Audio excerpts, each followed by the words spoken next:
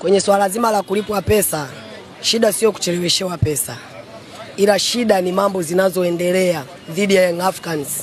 Yanga ambayo imekaa na dukuduku la kutolipwa pesa kwa wakati. Alafu bado unaipelekea mambo ambazo hazistahili.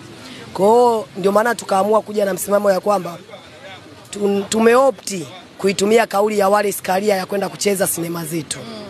Lakini kama hawato tutimizia vitu tunavyovihitaji, ya kuwa wajiuzuru viongozi wakatajana afu wakajiuzuru, hatutakuwa tayari kucheza mechi ya dabi. Hilo moja. Pili, tarehe 15 wakipeleka timu hatujui watapeleka uwanja upi kwa sababu sisi ndio wenyeji, hatujatoa vingilio, hatujataja uwanja. Kwa hiyo kwenye uwanja watakaoenda wakapeana point, hapo ndipo patakapokuwa mwisho wa ligi kwa upande wa Young Africans. Hatutacheza ya Dodoma, hatutacheza ya Prison. Hiyo ni kwa mujibu wa klabu nzima.